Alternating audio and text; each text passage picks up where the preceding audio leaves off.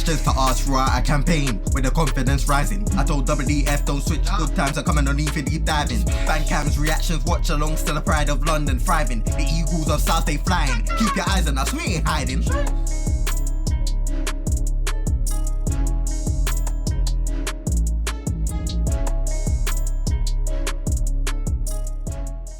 Yes guys, welcome back to episode 13 of Transfer Weekly, the show where I tell you all about all of the transfer rumours of players coming in and going out of Crystal Palace in this summer window. Obviously guys, thank you very much for watching all these episodes. I've really enjoyed making them. Today we've got something a little bit different, so every single member of Eagle Eyed Football is contributing to today's episode. So stay tuned for that. Also remember, please check out the shorts. We're trying to release as many shorts as possible. We're not in the knows, but we will report on the news and we'll give you our opinion on it.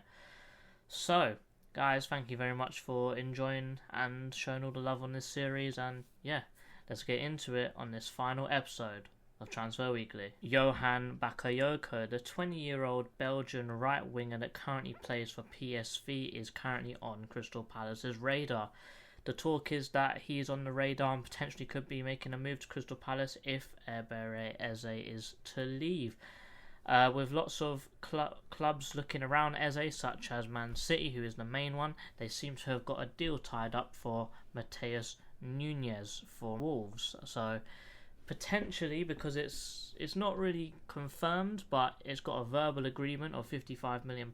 They've gone for him because they feared that Eze's price will be too high, and I'm very happy that we've stuck to that. We've actually given ourselves a good base, and we're not letting the big clubs bully us around this window. We've done it with Elise, so why don't we do it with Eze as well? However, in my opinion, for the fact that it's rumoured that we're going to get him if Eze leaves, I think that's false. I believe it's if Elise was to leave, because he's a right winger and so is Elise, and the similarities between Elise and Bakayoko are really quite astounding.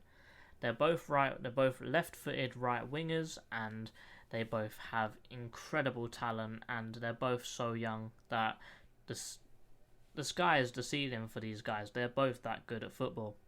I would say the only difference between Elise and Bakayoko is obviously Bakayoko is only 1 year younger than Elise. I'd say Elise is better technically on the ball. He's probably more gifted at taking on a man and beating him with skill. However, Bakayoko is he's got more pace than him. He's a bit stronger than him, and I'd say he's a little bit more direct as well. Also, the fact that Bakayoko can shoot with his right foot, but if we're comparing right foot between Elise and someone else, is not really the hardest thing in the world to do. But obviously these guys are both absolutely incredible talents, and I still think we should get him, even though he may cost quite a few quid. But, you know, let's get into some stats. Apologies if I'm reading off a screen, there's a lot of stats to get through. In the Dutch league last season, he had 17 starts in 23 total appearances, scoring 5 goals and getting 5 assists, with 2 shots per game and 0.8 on target per 90. He missed 4 big chances, so his goal tally could have been 9, and he created 6 big chances. 5 of those were put away, so that could have potentially been 6 assists. That could have been a 15 goal contribution season, which would have been incredible for a 20-year-old in the Dutch league. 1.1 key pass per 90, so obviously he's still got that passing ability that Elise also has, and the eye for a pass, and always wants to help his teammates out. He has 3 right-footed goals as well, so most of his goals last season were from his right foot, so that sort of shows the comparison between him and Elise when it comes to right foot. 83% pass completion, which is very good for a forward player, and also if he's got 5 assists in that little amount of appearances, he's very good when passing the ball. 0.3 interceptions per 19. You may be thinking, why are you talking about defending for a striker or a winger? Here's why. 1.5 tackles per 90. He tracks back and he does the defending that needs to be done. Granted, now Elise can do all of that defending as well, but having someone who's just as good, probably if not better, at a younger age than Elise at defending, it's going to be a player that Roy Hodgson would love to work with very, very much.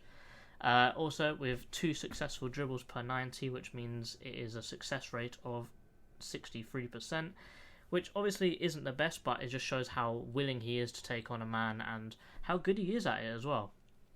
Also, I wasn't going to jump on this guy's back and say that he's amazing for last season.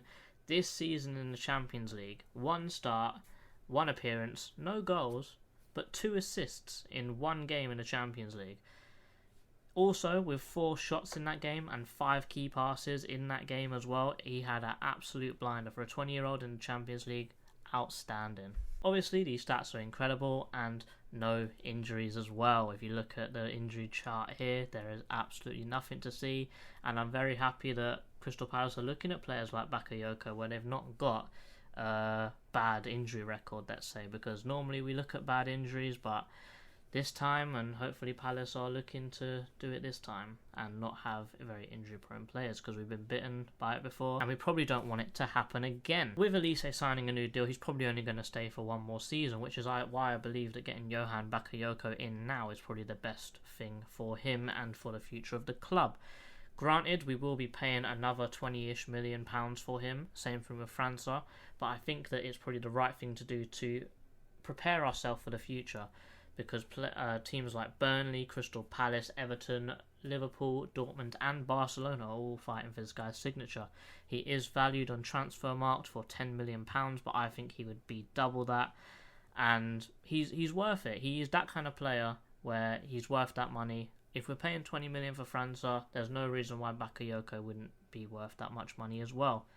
Obviously, it'll be another one for the future. I don't see Palace doing it because it'll be £40 million on 2 players that aren't going to be first teamers or starting this season. However, getting them in now, they'll have a whole year to grow, to develop and become comfortable in London and become comfortable in this team. So that potentially we could look to sell Elise next season and still have a replacement already in the door and ready to go when needed. Currently, with PSV, his contract expires in 2026. Which will mean he'll command a big fee for someone that young and that good and already playing in the Champions League.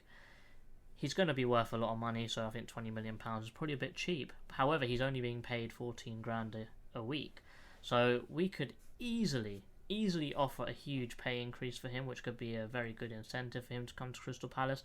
And also, if we have a good season this season, maybe we could tempt him with potential plans and sell him a dream that we probably could have sold to Zaha, saying, look, here's the ambition with the club, here's a release clause, if you want to come here, here's a release clause that will meet our demands, so if they want to pay enough money for you, we'll let you go, and if you want to go, you can go do bigger and better things if you want to. And sort of as a thing of starting this Brighton rotation where we can bring in players and replace them with even better players and keep the money cycle going.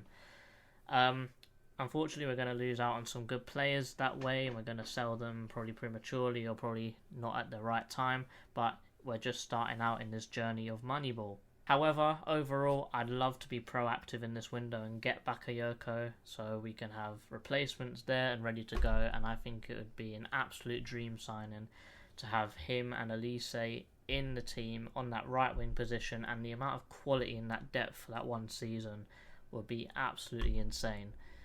Elise might get tired, sub on Bakayoko, just as good, probably a bit more dangerous late on in the game with his pace and power, and it's going to be great.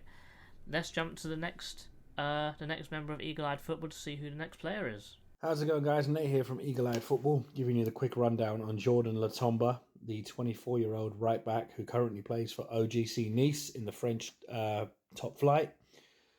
And I'm not going to lie, I don't watch a lot of French football, so I can't sit here and say that I've watched him extensively or religiously, and I can give you an accurate rundown of him as a player. But he's quick, he's direct, he can play effectively like a wing back, but he's better suited to playing as either a right back or a right mid, preferably a right back because we're crying out for a pacey fullback at the moment. Chances of getting a deal done, I think his current transfer value, according to Transfer Market, if not mistaken, convert the euros to pounds, I'm pretty sure it's like £8.6 million or something like that. In terms of price, he wouldn't be the most expensive, but considering the Premier League now has got the unfortunate tag of being the richest league in the world, so anytime you come in for a player from the continent, they're going to look at your Premier League club and go, well, you can pay 20 million for this player in your own country, so we want 25 for that player. But I don't see Palace paying anything close to upwards of 15 million for him. But As far as I'm aware, he signed a new deal not too long ago. So that may play a factor as to how much Palace will have to spend to bring him in. Do I think he'd be a good fit for Palace? With the right system and ideally the right style of players and manager to suit his strengths, which I would say one is his pace, two is his ability to get forward, and three would be that he's composed on the ball. Weaknesses defensively, there are elements of his game that he needs to improve on, but he's 24, so he's still got a few more years to work it out before he hits the peak of his career. But yeah, hopefully a player like Latomba could come in. I think he'd be a good addition. And that's it. I'm afraid I don't have anything else to say, really. So if you liked what you heard, by all means, let us know in the comments down below. That's Jordan Latomba, 24 years of age. Thanks for watching. Big up, it's your boy Rich from Eagle-Eyed Football. Thanks to JC, obviously giving me an opportunity to discuss a player in this week's Transfer Weekly. Now, I'm going to look at RHEA's winger, Largi Ramazani. Now, he's a 22-year-old Belgian international who was previously playing for Manchester United's under-21s before he made the move to La Liga. Predominantly right-footed, but he can dribble with both feet. I'll tell you what, his dribbling ability is crazy. And he's quite tiny as a player, like very, very, very small, 167 centimetres. But what you get with that is low centre of gravity. And another good thing is he's actually quite versatile. So yeah, you can play on the right wing, you can play left wing, but he can also play up top as well.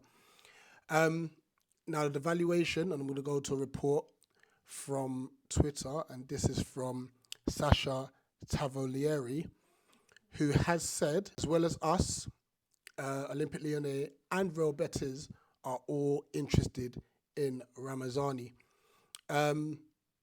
At the moment, as it stands, Real Betis, I think they're leading the race as it stands, but this is obviously a winger out of left field, but a winger that we're looking into. RHEA have claimed that the valuation for him is 10 million euros, which for me personally is like, get him in. So hopefully it's something that we can pull out the bag, you know, and that would obviously, like I said, cover a multitude of positions. Now that would be great. Hopefully it can happen. So like I said, he can dribble with both feet. His dribbling ability is second to none. He's very quick with it, low centre of gravity, can turn on the sixpence. And yeah, he's very direct as well. He'll literally drive at his opponents, you know, really, really drive at his opponents. He has scored a few goals. You can see he scored quite a lot for Man United under-21s, which gave him his move to RHEA. Since then, may not have scored as much as he would like to, but he is getting the chances. He is getting the chances, and he is actually creating chances for his teammates as well. So moving on to SofaScore. So last season he played a total of 33 games, but he only started 13, and he only averaged 43 minutes per game, which shows that he probably was out of favour. Hence why these transfer links away from RHEA are coming out of the woodworks right now. Let's see if I can move on to this season. This season, he's had 2 starts and he's played 3 games. There's been 3 games this season. And that his actual minutes per game have increased. He's now had 63 minutes per game. So it looks like he's definitely more in favour this season than he was last season. You know, expected goals at 0.43 as it stands. But shots per game is 2.7, so he's a very high shot ratio. And shots put on target per game is 1.3. So I guess if he can get into shooting positions and improving his finishing, you know, there's definitely goals in there for him, 100%. He's missed 1 big chance this season.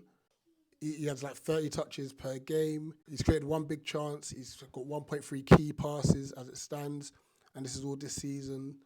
78% accuracy passing per game.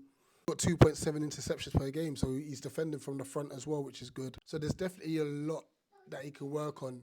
You know, and like I said, the fact that he's direct is something that we can utilise, especially with the fact that we're just lacking width at the moment. We're lacking a lot of width.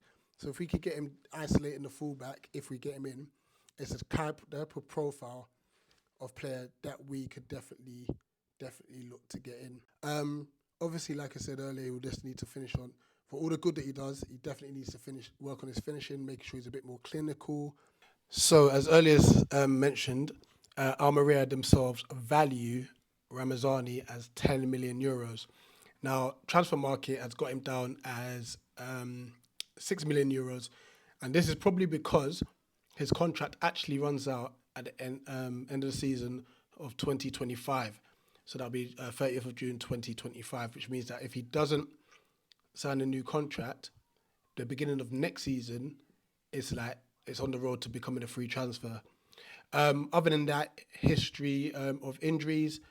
He's had the one injury in the 21-22 season. He picked up a hamstring injury in October, and he returned in November. It kept him out for a total of 35 days, and he missed 9 games in that period. But that is the only noticeable or significant injury he has picked up in his career so far. This was just a little bit of an insight into Largi Ramazani, ex-United under-21 player, currently at RHEA, and we are linked with him as well as Leon and Real Betis.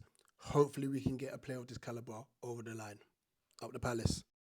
Hey everyone, it's Dan, aka Down to 10. Just giving my thoughts on Julian Draxler. If you don't know who he is, he's a kind of current German international who's currently contracted to PSG, and Crystal Palace were apparently linked with him. In terms of the player himself, he is a very good player. He tends to play kind of like on the left-hand side as like a forward. He's not a winger or anything like that. But his stats suggest that he's good at dribbling. He's committed as well defensively. He makes a lot of tackles and interceptions for PSG, which is impressive considering they tend to keep the ball quite often in Liga. He's pretty decent at shooting as well. He seems to score the chances that he should score. Again, judging by statistics, I've not unfortunately had time to actually have an in-depth look at him. The thing is with Draxler, though, in my opinion, is 1, his wages, and 2, his injury record.